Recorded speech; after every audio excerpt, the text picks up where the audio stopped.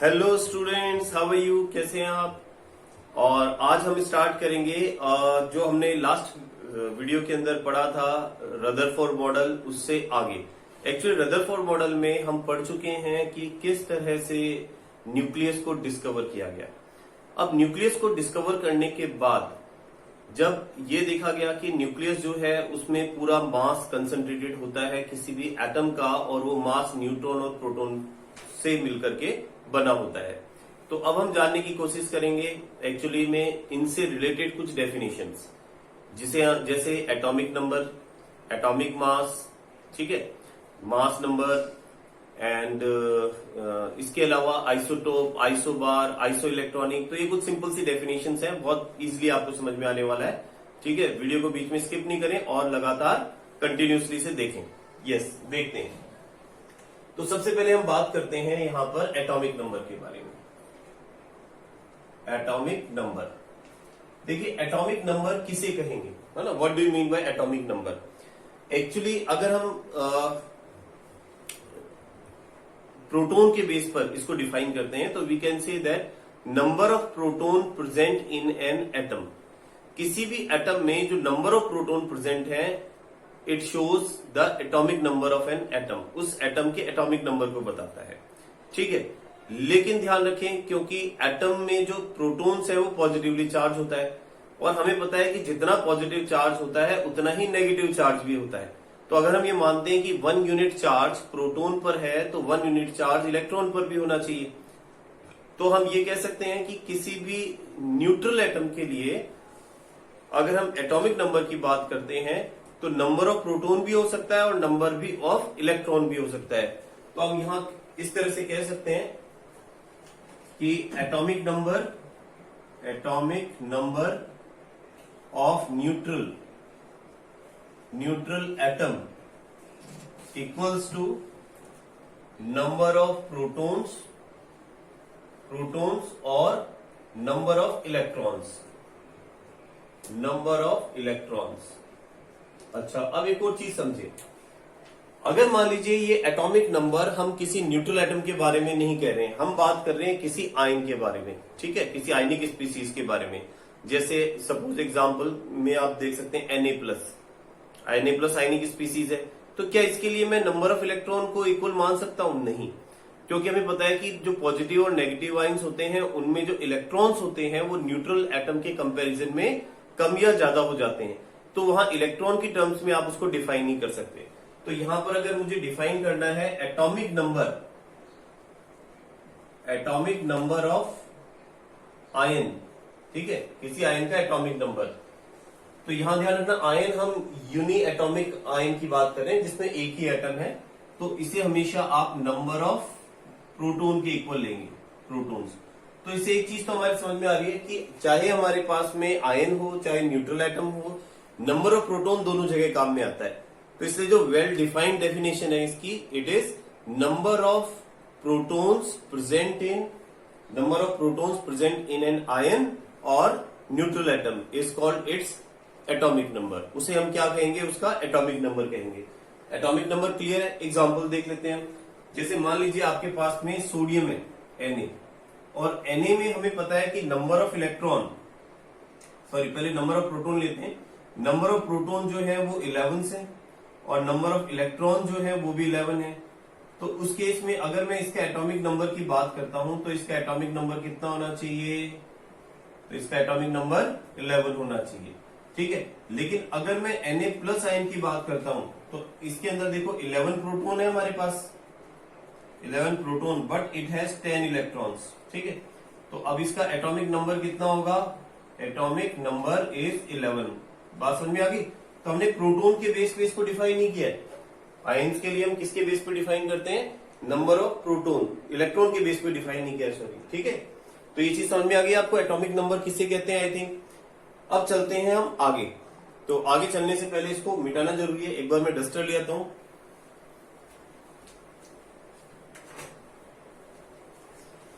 चलिए अब देखते हैं, इसको रफ कर दें।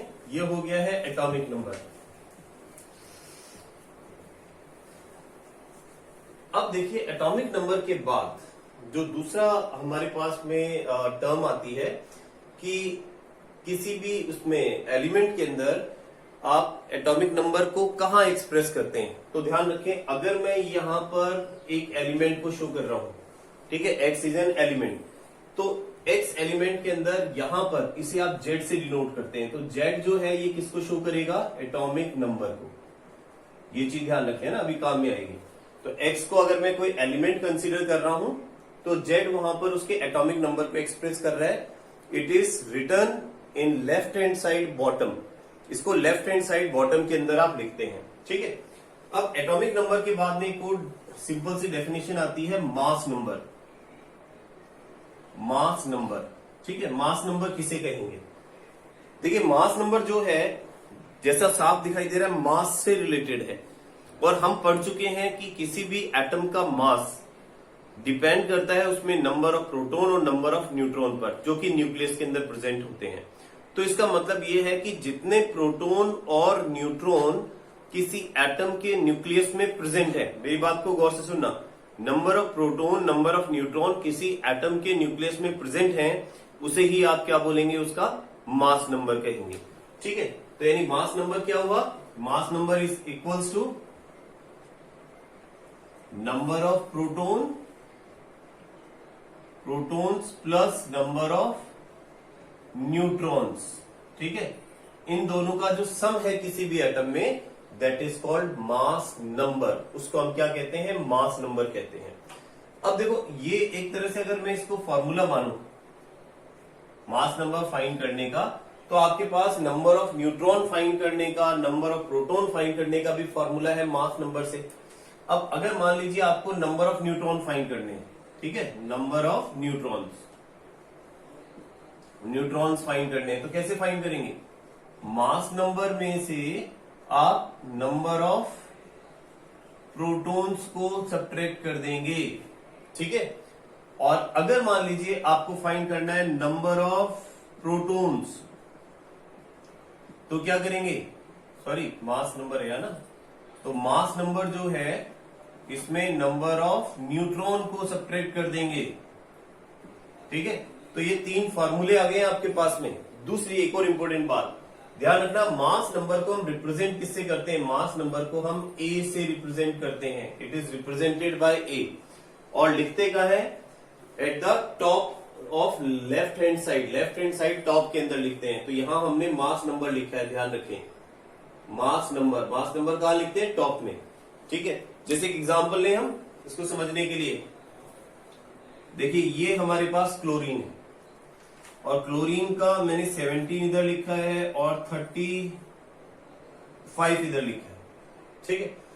अब इस एटम को देख करके आप इसके बारे में क्या क्या चीजें बता सकते हैं, लेट्स सी, देखते हैं। देखिए यहां पर एक तो हमें चाहिए, सपोज इसमें नंबर ऑफ प्रोटॉन्स बता सकते हैं हम, नंबर ऑफ इलेक्ट्रॉन्स बता सकते हैं हम, नंबर ऑफ न्यूट्रॉन्स भी बता सकते हैं, ठीक है। और साथ साथ इसका हम मास नंबर भी बता सकते हैं, इतनी चीजें हम इस एलिमेंट के बारे में यहां बता सकते हैं। देखिए सबसे पहले जैसा मैंने कहा था कि ये 17 जो है ये क्या है, आपके पास एटॉमिक नंबर है, ठीक है, और 35 क्या है, मास नंबर है, ठीक। तो हमने कहा था कि जो एटॉमिक नंबर है वो किसको बताता है, atomic number number of proton को, और न्यूट्रल है तो नंबर ऑफ इलेक्ट्रॉन को भी बताता है। अगर आपके पास एटॉमिक नंबर 7 है, ठीक है, तो उसमें नंबर ऑफ 17 है, सॉरी, तो नंबर ऑफ प्रोटॉन भी कितने होंगे, 17, तो 17 प्रोटॉन है आपके पास। देन नंबर ऑफ इलेक्ट्रॉन भी कितने होंगे, 17 क्यों होंगे पता है ना, क्योंकि न्यूट्रल एटम में नंबर ऑफ प्रोटॉन और नंबर ऑफ इलेक्ट्रॉन सेम होते हैं, ठीक है। अब बात आती है नंबर ऑफ न्यूट्रॉन की, उससे पहले मैं मास नंबर लिख देता हूं। तो मास नंबर ये ऊपर दिख रहा है हमें 35, तो 35 हमारे पास क्या है, मास नंबर है, इसे हमें पहले लिखना चाहिए था टेबल में, कोई बात नहीं। अब आपको नंबर ऑफ न्यूट्रॉन निकालने हैं, तो नंबर ऑफ न्यूट्रॉन फाइंड करने का फॉर्मूला क्या है, neutron equals to mass number A minus number of proton, जो एटॉमिक नंबर होता है, जेड। तो ए तो हो गया आपके पास, मास नंबर दैट इज 35, और एटॉमिक नंबर कितना है 17। अब इसको सब्ट्रैक्ट कर लो, कितना आ जाएगा, तो ये आ जाएगा आपके पास में 18, ठीक है ना। तो 18 न्यूट्रॉन इसके अंदर हो जाएंगे, 18 न्यूट्रॉन आ जाएंगे, ठीक है। तो ये चीज आपको समझ में आ गई कि किस तरह से हम number of proton, number of electron, number of neutron find कर सकते हैं किसी भी एलिमेंट के लिए, ठीक है। अब अगर मान लो यहां पर हमारे पास ये न्यूट्रल एटम नहीं है, आपके पास कोई यहां पर आयन है, एक आयन ले लेते, जैसे for example suppose you have sodium Na+ ion, ठीक है। और Na+ आयन में जैसे आपको ये तो पता ही है कि यहाँ पर इसका एटॉमिक नंबर 11 और मास नंबर 23 होता है, और यहाँ ये आयन लिखा हुआ है हमारे पास। तो मैं एक बार यहाँ लिख देता हूँ क्या क्या फाइंड करना है। प्रोटॉन फाइंड करना है आपको, इलेक्ट्रॉन फाइंड करना है आपको, मास नंबर फाइंड करना है, ठीक है, और आपको बताना है इसमें नंबर ऑफ न्यूट्रॉन कितने होंगे। तो आप देखो प्रोटॉन क्या होता है, प्रोटॉन हमें पता है चाहे वो आयन हो चाहे वो न्यूट्रल एटम हो, दोनों के लिए ही प्रोटॉन नंबर हमेशा क्या होता है, जो नीचे number of proton atomic number से शो होता है। तो यहाँ प्रोटॉन कितने 11। अब बताओ क्या यहाँ पर इलेक्ट्रॉन और प्रोटॉन सेम होंगे? नहीं, क्योंकि यहाँ 1 पॉजिटिव चार्ज है।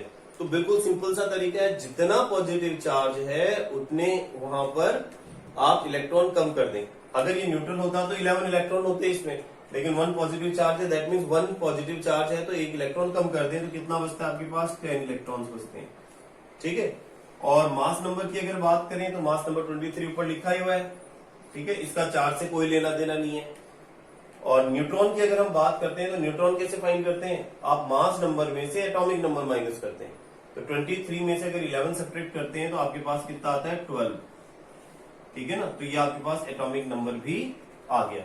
तो आई थिंक आपको समझ में आ गया कि किसी भी एलिमेंट में या आयन में अगर आपको एटॉमिक नंबर और मास नंबर गिवन है तो आप आसानी से फाइंड कर सकते हैं कि उसमें नंबर ऑफ इलेक्ट्रॉन कितने होंगे, नंबर ऑफ प्रोटॉन कितने होंगे और नंबर ऑफ न्यूट्रॉन कितने होंगे। ओके, रफ कर दें इसको, आगे चलें।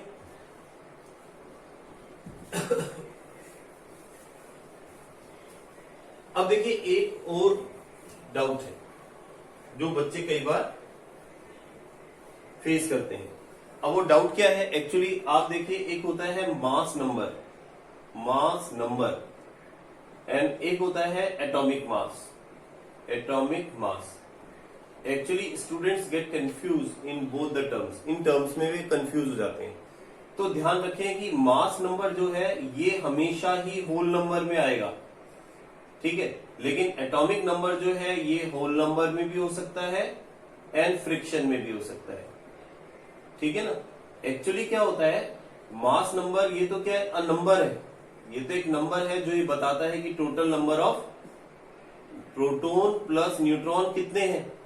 जबकि ये आपके पास एटॉमिक मास क्या बताता है, ये बताता है total mass, total mass of proton and neutron and electron, इनका टोटल मास बताएगा, ठीक है। तो कोई जरूरी नहीं है कि मास आपके पास में होल नंबर में आए, मास पॉइंट में भी आ सकता है। भाई आपको एटॉमिक मास यूनिट आपने पढ़ी है, जैसे हमने ये पढ़ा है कि हाइड्रोजन का कितना होता है मास नंबर, मतलब एटॉमिक मास कितना होता है 1.008 ANU। तो इसका मतलब ये फ्रैक्शन में आ रहा है, लेकिन इसका एटॉमिक नंबर कितना होता है 1, यानी नंबर ऑफ प्रोटॉन कितने हो गए इसके अंदर 1, ठीक है ना। तो ये चीज आपको ध्यान रखनी है, मास नंबर डिफरेंट है, मास नंबर फ्रैक्शन में नहीं आएगा, कभी भी पॉइंट में नहीं आएगा। क्यों नहीं आएगा, क्योंकि कभी भी प्रोटॉन फ्रैक्शन में नहीं होगा। ऐसा थोड़ी होगा कि उसमें 1.5 प्रोटॉन है या 2.5 प्रोटॉन है, दैट इज नॉट पॉसिबल। तो ये फ्रिक्शन में नहीं हो सकता, लेकिन एटॉमिक मास फ्रिक्शन में हो सकता है, क्योंकि एटॉमिक मास पॉइंट में हो सकता है, ठीक है ना। ये बात समझ में आ गई आपको, क्योंकि मास, एटॉमिक मास मास को शो करता है, तो मास पॉइंट में आ सकता है, लेकिन number of proton, number of neutron points में नहीं आएंगे, ठीक है। ओके, आगे चलें। चलिए, अब ये तो बात हो गई electron, proton, neutron, atomic mass, mass number and atomic number की। अब इनको यूज में लेकर के कुछ सिंपल डेफिनेशंस और दी गई है, ठीक है, उन्हें भी समझना जरूरी है। चलिए हम बात करते हैं नेक्स्ट डेफिनेशन की, that is isotopes. Isotopes. Isotopes किसे कहेंगे? ठीक है, देखिए आइसोटॉप्स जो होते हैं उन एलिमेंट्स के एटम होते हैं, atoms of those elements which have same atomic number but different atomic mass. ऐसे एलिमेंट के एटम्स जिनका एटॉमिक नंबर तो सेम हो लेकिन एटॉमिक मास या मास नंबर क्या हो, डिफरेंट हो, उन्हें हम क्या बोलते हैं? हम उन्हें कहते हैं आइसोटॉप्स। तो यहां दोबारा लिख रहा हूं मैं, देखिए कि atoms of element of same elements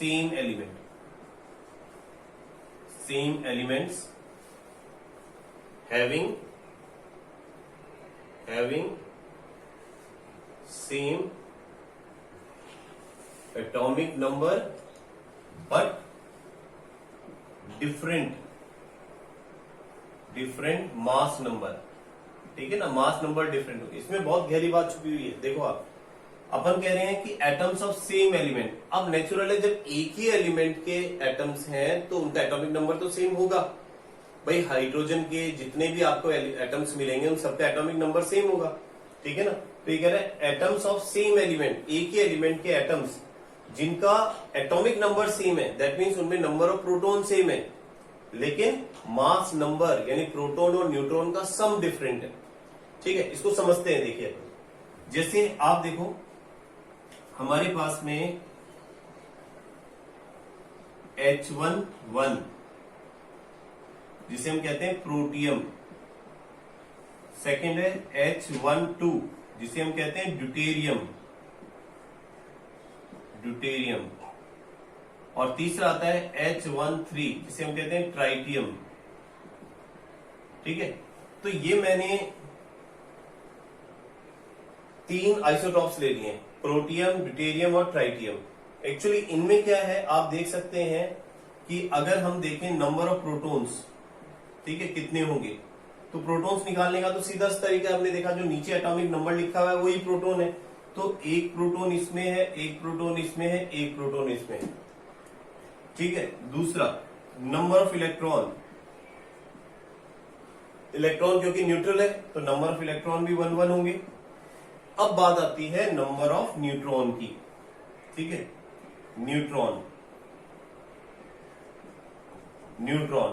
क्या है इसके अंदर? देखो न्यूट्रॉन जो है कैसे फाइंड करेंगे आप एटॉमिक मास में से क्या माइनस करते हैं, एटॉमिक नंबर माइनस करते हैं। तो आप देखें यहां पर 1 में से 1 माइनस करते हैं 0, 2 में से 1 सेपरेट करेंगे 1 और 3 में से 1 सेपरेट करेंगे 2। तो ये न्यूट्रॉन आ गए। अब जरा गौर से सुनना मेरी बात को, प्रोटॉन सेम है, बिल्कुल प्रोटॉन सेम है, इलेक्ट्रॉन सेम है, बिल्कुल सेम है, न्यूट्रॉन सेम है, नहीं न्यूट्रॉन सेम नहीं है।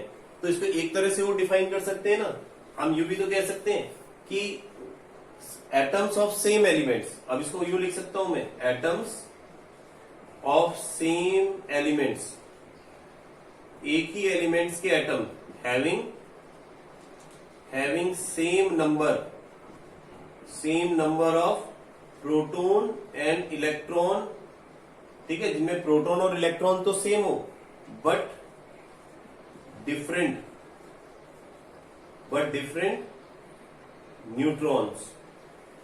न्यूट्रॉन डिफरेंट हो, और मास नंबर भी लिख सकते हो, मास नंबर डिफरेंट हो।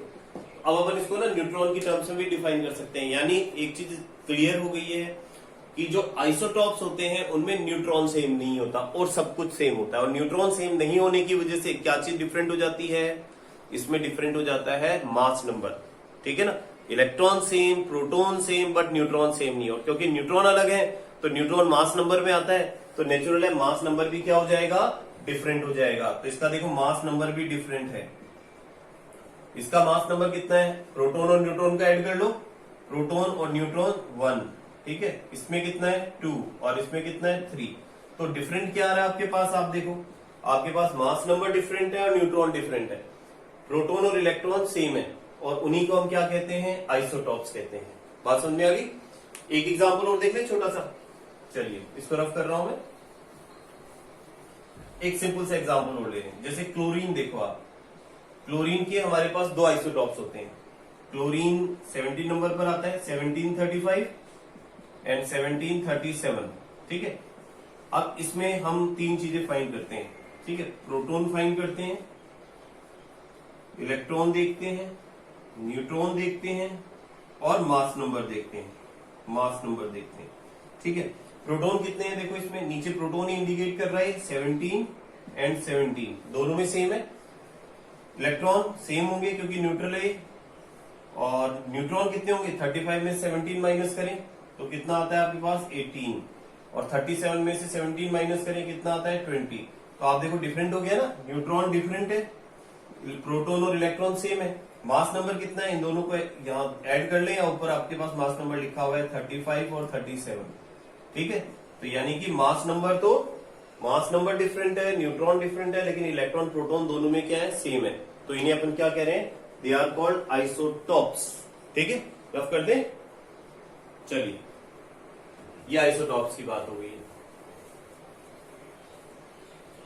अब आइसोटॉप्स के बाद जो नेक्स्ट आता है that is isobar.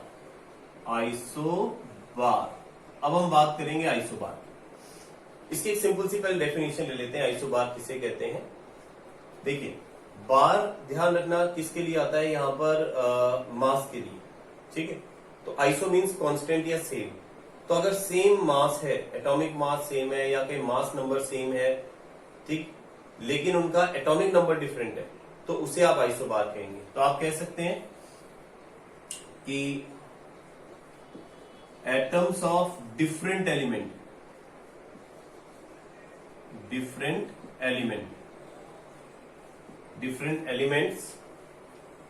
having atoms of different elements having same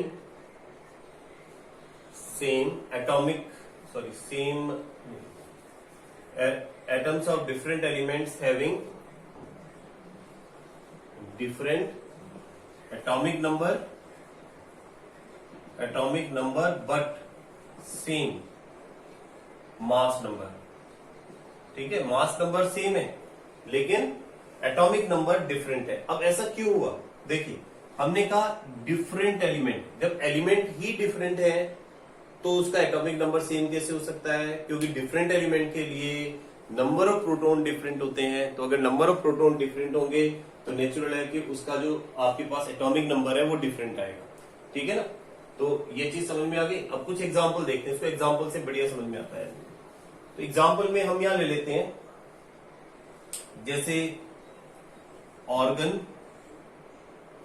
potassium and calcium. यह आपको मिलता है 18 नंबर पर, दिस इज 19, दिस इज 20, और यहां भी 40 है, यहां भी 40 है, और यहां भी 40 एटॉमिक मास। अब हम यहां पर फाइंड करने की कोशिश करते हैं, इनमें प्रोटॉन कितने हैं, इलेक्ट्रॉन कितने हैं, न्यूट्रॉन कितने हैं, और एटॉमिक मास कितना है। ठीक है, तो हमारी डेफिनेशन सही बैठती है कि नहीं बैठती, लेट्स सी। यस, तो देखिए आपके पास यहां लिखा है नंबर ऑफ प्रोटॉन। तो प्रोटॉन कैसे फाइंड करेंगे, एटॉमिक नंबर से। 18 प्रोटॉन है, 19 प्रोटॉन है, 20 प्रोटॉन। Got it. इलेक्ट्रॉन देखें आप, तो इलेक्ट्रॉन में अगर देखें कि न्यूट्रल है सभी, तो जितने प्रोटॉन है उतने इलेक्ट्रॉन होंगे। तो 18 इलेक्ट्रॉन, 19 इलेक्ट्रॉन, 20 इलेक्ट्रॉन। अब न्यूट्रॉन कैसे फाइंड करेंगे, 40 में से 18 माइनस करो, 22। ठीक है, 40 में से 19 माइनस करो, 21, और 40 में से 20 माइनस करो, 20। ठीक है, ये नंबर ऑफ न्यूट्रॉन आ गया। अब एटॉमिक मास, क्या मास नंबर बोले, सॉरी, मास नंबर फाइंड करें इनका। तो मास नंबर कैसे फाइंड करेंगे, मास नंबर के लिए आप ऊपर देख सकते हैं लिखा हुआ है वैसे तो 40 हो, लेकिन न्यूट्रॉन को और प्रोटॉन को ऐड भी कर सकते हैं आप। तो इसका भी 40 है, इसका भी 40 है, इसका भी 40 है। अब गौर करना मेरी बात पर, ठीक है, अब इसको गौर करना। और यहां देखो क्या लिखा हुआ है कि मास नंबर सेम है, 40 40 40, ठीक है, लेकिन एटॉमिक नंबर डिफरेंट है, 18 19 20। तो ये वाली डेफिनेशन हो गई कि जिनका मास नंबर तो सेम हो लेकिन जिनका एटॉमिक नंबर जो है वो डिफरेंट हो, उसे आप क्या बोलते हैं, आइसोबार बोलते हैं। ठीक है, इसके अलावा आप इसको in term of neutron proton भी बता सकते हैं। कि अगर हम न्यूट्रॉन की बात करें तो न्यूट्रॉन देखो डिफरेंट है, ठीक है, और प्रोटॉन भी डिफरेंट है, इलेक्ट्रॉन भी डिफरेंट है, केवल मास नंबर सेम है। तो आप ये कह सकते हैं कि वो एटम, डिफरेंट एलिमेंट के वो एटम्स जिनके अंदर न तो प्रोटॉन सेम है, नंबर ऑफ प्रोटॉन, न ही नंबर ऑफ इलेक्ट्रॉन सेम है, न ही नंबर ऑफ न्यूट्रॉन सेम है, तो सेम क्या है, तो सेम है उसमें मास नंबर। अगर मास नंबर सेम है तो फिर वो क्या हो जाएंगे, आइसोबार हो जाएंगे। तो इसका मतलब ऑर्गन, पोटेशियम और कैल्शियम आइसोबार है। आप कैसे पहचानेंगे, अगर आपके पास लिखा हुआ है तो सिंपली आपको ऊपर देखना है, ऊपर क्योंकि हम क्या लिखते हैं, मास नंबर लिखते हैं, तो अगर मास नंबर सेम आ रहा है तो इसका मतलब आइसोबार है, सेम नहीं है तो आइसोबार नहीं है, ठीक है। तो आइसोबार क्लियर हो गया आपको। अब इसके बाद में नेक्स्ट देखते हैं हम, नेक्स्ट एग्जांपल,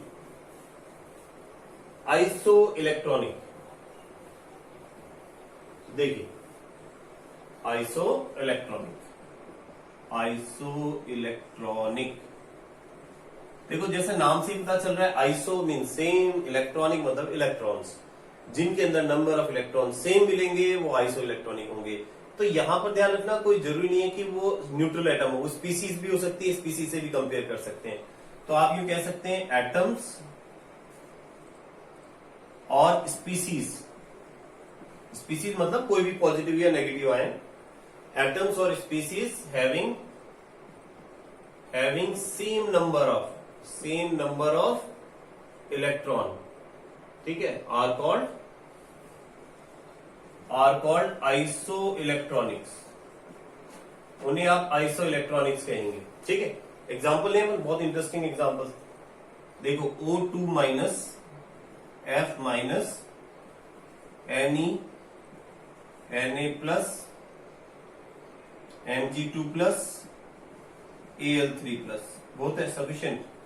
देखिए इन्हें देखते हैं हम, तो हम इनमें ना सब चीज देखेंगे, हम इनमें प्रोटॉन भी देखेंगे, इलेक्ट्रॉन भी देखेंगे, ठीक है। अच्छा प्रोटॉन कोई जरूरी नहीं है कि उनके अंदर डिफरेंट हो, ये मैंने ले लिया है यहां पर। अब देखिए आप, इसका एटॉमिक नंबर कितना होता है ऑक्सीजन का, 8, नंबर ऑफ प्रोटॉन 8, फ्लोरीन में 9, number of proton 9, neon 10, sodium 11, magnesium 12 और एल्युमिनियम 13। एटॉमिक नंबर जितने प्रोटॉन होते हैं, इसलिए मैंने जो एटॉमिक नंबर है वही प्रोटॉन की जगह लिख दिया है। अब बात आती है इलेक्ट्रॉन की, अगर ये सारे न्यूट्रल होते तो इनमें प्रोटॉन भी उतना ही, इलेक्ट्रॉन भी उतना ही होता जितने प्रोटॉन होते, लेकिन हमें पता है कि ये न्यूट्रल नहीं है, इन पर चार्ज है। अब चार्ज है तो देखो कैसे फाइंड करेंगे, ध्यान रखना, अगर आपको इलेक्ट्रॉन फाइंड करने हैं ना, सिंपल सा तरीका ध्यान रखिए आप, देखो number of electron in negative ion, ठीक है, नेगेटिव आयन में नंबर ऑफ इलेक्ट्रॉन कैसे फाइंड करना है, उसका atomic number plus charge, atomic number में चार्ज को ऐड कर देना है, ठीक है। और अगर आपको number of electron in positive ion, ठीक है, पॉजिटिव आयन में नंबर ऑफ इलेक्ट्रॉन फाइंड करने हैं, तो क्या करना है, एटॉमिक नंबर और प्लस में, सॉरी माइनस में चार्ज, जितना एटॉमिक नंबर है उसमें चार्ज को माइनस कर दे, करके देखिए एटॉमिक नंबर किससे फाइंड करेंगे, नंबर ऑफ प्रोटॉन से। अब इसका एटॉमिक प्रोटॉन 8 है तो इसका एटॉमिक नंबर 8 है। अब आपको इलेक्ट्रॉन फाइंड करने हैं, तो अभी मैंने क्या कहा, एटॉमिक नंबर प्लस चार्ज, तो एटॉमिक नंबर 8 और प्लस चार्ज कितना है, -2, ऐड कर दें, माइनस मत कर देना, इसका मैग्नीट्यूड लेना है आपको। तो 8 प्लस 2 इक्वल्स टू कितना होगा, 10, इसमें 10 इलेक्ट्रॉन्स है। फ्लोरीन एटॉमिक नंबर 9, तो यहां पर क्या आएगा, 9 plus 1 equals to 10 electrons. Neon neutral है, यानी नंबर ऑफ प्रोटॉन कितने हैं इसमें, 10, एटॉमिक नंबर 10 प्लस चार्ज कितना है, 0, तो कितना आ गया, 10, इसमें 10 इलेक्ट्रॉन है। सोडियम एटॉमिक नंबर 11, लेकिन पॉजिटिव चार्ज है, तो पॉजिटिव चार्ज के लिए आप क्या करते हैं, ठीक है, पॉजिटिव आयंस के लिए क्या करेंगे, एटॉमिक नंबर माइनस चार्ज, तो एटॉमिक नंबर कितना है, 11, माइनस चार्ज कितना है, 1, तो कितना आएगा आपके पास, तो आपके पास आ जाएगा 10 इलेक्ट्रॉन्स। यहां देखिए मैग्नीशियम का 12 है, पॉजिटिव चार्ज है, तो 12 माइनस 2 इक्वल्स टू 10 इलेक्ट्रॉन्स। और एल्यूमिनियम में कितना होता है, 13 माइनस 3 इक्वल्स टू 10 इलेक्ट्रॉन्स। अब देखो ये चीज क्लियर है आपके पास कि नंबर ऑफ इलेक्ट्रॉन जो है वो सब में सेम आ रहे हैं, 10 10 10 सब में 10 आ रहे हैं। तो अगर नंबर ऑफ इलेक्ट्रॉन सेम है तो ऐसी स्पीसीज को आप क्या बोलते हैं, आइसो इलेक्ट्रॉनिक स्पीसीज। ध्यान रखना, आइसो इलेक्ट्रॉनिक स्पीसीज कोई जरूरी नहीं है कि आपके पास एटम की फॉर्म में हो या यूनी एटॉमिक स्पीसीज की फॉर्म में हो, वो मल्टी एटॉमिक स्पीसीज भी हो सकती है, मल्टी इलेक्ट्रॉनिक स्पीसीज भी हो सकती है। कई बार ऐसा होता है, जैसे फॉर एग्जाम्पल आपके पास कार्बन मोनोऑक्साइड है, ठीक है, तो इसके नंबर ऑफ इलेक्ट्रॉन आप काउंट करो कितने हैं। तो कार्बन में कितने होते हैं, वैलेंस शेल में टोटल इलेक्ट्रॉन कितने होते हैं, कार्बन में 6, ऑक्सीजन में कितने होते हैं 8, कितने हो गए 14, ठीक है ना। और एक मैं यहां ले रहा हूं सिलिकन, सिलिकन में कितने होते हैं नंबर ऑफ इलेक्ट्रॉन 14। तो इसका मतलब ये दोनों आपस में क्या हो गई, ये दोनों आपस में क्या हो गई, आइसो इलेक्ट्रॉनिक स्पीसीज हो गई। तो ध्यान रखना, आइसो इलेक्ट्रॉनिक कोई जरूरी नहीं है कि आपके पास एटॉमिक फॉर्म में ही मिले या एलिमेंटल फॉर्म में मिले, वो आपके पास में पॉली एटॉमिक आयन की फॉर्म में भी मिल सकते हैं, ठीक है, या पॉली एटॉम या मॉलिक्यूल की फॉर्म में भी मिल सकते हैं। बस आपको देखना है टोटल नंबर ऑफ इलेक्ट्रॉन और टोटल नंबर ऑफ प्रोटॉन कितने हैं। बात क्लियर है, समझ में आ गई आपको। चलिए इसको रफ कर देते हैं, ये हो गया आइसो इलेक्ट्रॉनिक। अब एक और देख लेते हैं अपन। आइसो इलेक्ट्रॉनिक के बाद में जो नेक्स्ट एग्जांपल आता है वो आता है हमारे पास आइसोटोन्स, ठीक है, नाम ही जोरदार है, आइसोटोन्स, सुनने में बढ़िया लग रहा है। देखिए आइसोटोन्स किसे कहते हैं, एक्चुअली अब तक हमने क्या देखा, देखो जब नंबर ऑफ प्रोटॉन सेम आ रहे हैं हमारे पास में, इलेक्ट्रॉन और प्रोटॉन सेम आ रहे हैं, तब हमने उसे कहा था आइसोटोन्स, एटॉमिक मास डिफरेंट था। अगर एटॉमिक मास सेम आया, ठीक है, न्यूट्रॉन के डिफरेंट होने की वजह से, और प्रोटॉन, नंबर ऑफ प्रोटॉन क्या थे उनके डिफरेंट थे, लेकिन एटॉमिक मास सेम था, तो हमने उसे कहा क्या कहा उसे हमने, आइसोबार। उसके बाद तीसरा हमने देखा जिसमें नंबर ऑफ इलेक्ट्रॉन सेम थे, तो उसे हमने क्या कहा, आइसो इलेक्ट्रॉनिक। अब ये सारी बातें हमने देख ली, तो अब न्यूट्रॉन को कैसे छोड़ा जा सकता है, नहीं तो न्यूट्रॉन कहेगा मेरे साथ पार्शियलिटी हो गई, मेरे बारे में तो कोई डेफिनेशन ही नहीं थी, तो इसलिए हमको न्यूट्रॉन के बारे में भी डेफिनेशन देनी पड़ेगी। तो देखिए न्यूट्रॉन के लिए हम क्या डेफिनेशन दे सकते हैं, जैसे मैंने कहा आइसोटोन्स, आइसोटोन्स, आइसोटोन्स किसे कहते हैं, तो ऐसी स्पीसीज जिनमें नंबर ऑफ न्यूट्रॉन सेम हो, ध्यान रखना, ठीक है ना, ऐसी स्पीसीज भी हो सकते हैं, एटम भी हो सकते हैं, कुछ भी हो सकता है। तो यहां अपन ये देख लेते हैं एटम्स ऑफ डिफरेंट एलिमेंट, ठीक है, डिफरेंट एलिमेंट्स के वो एटम हैविंग सेम न्यूट्रॉन्स, जिनके न्यूट्रॉन सेम हो, ठीक है, उन्हें हम क्या बोलेंगे, आइसोटोन्स कहेंगे। They are called isotones. अब आइसोटोन का अगर अपन एग्जांपल लेते हैं, देखो एक सिंपल सा एग्जांपल ले लेते हैं हम आइसोटोन्स का।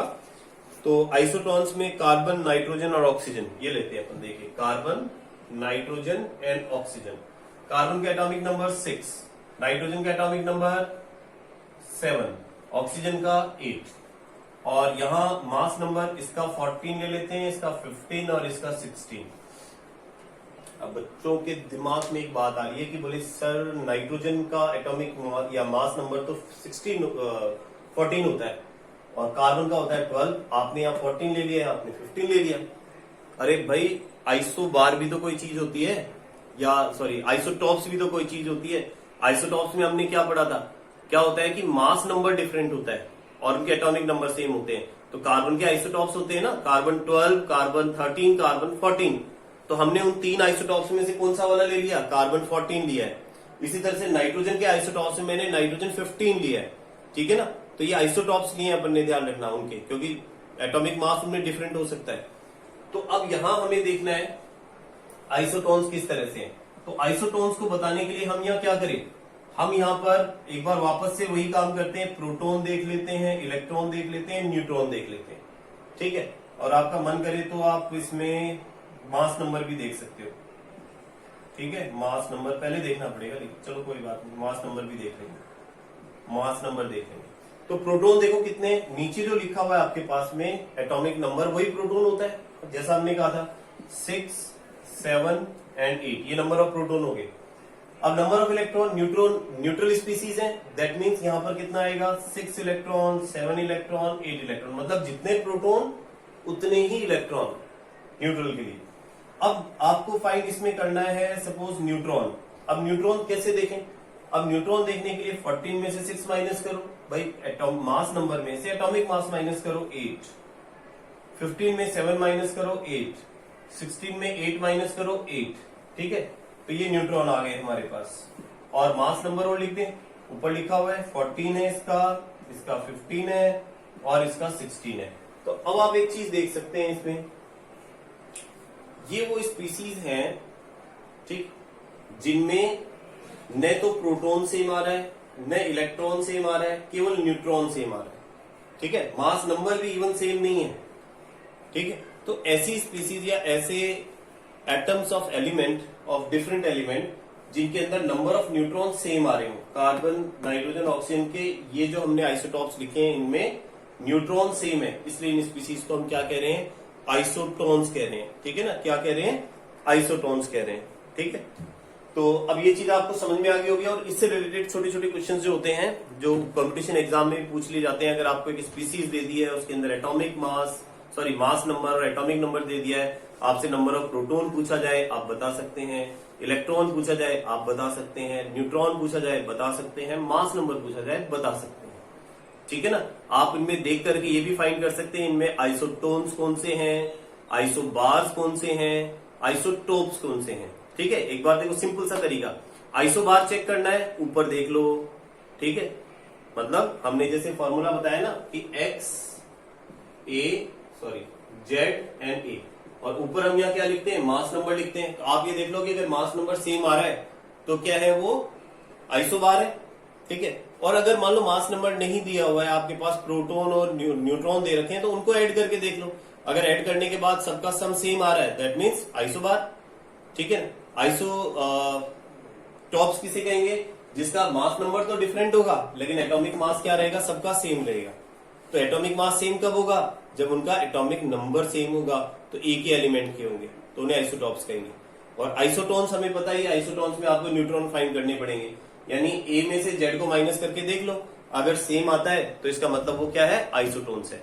तो आई होप आपको समझ में आ गया होगा, ये कुछ सिंपल सी डेफिनेशन है। नेक्स्ट वीडियो में अपन फिर मिलेंगे नए टॉपिक के साथ में, तब तक के लिए bye bye, go high with your studies.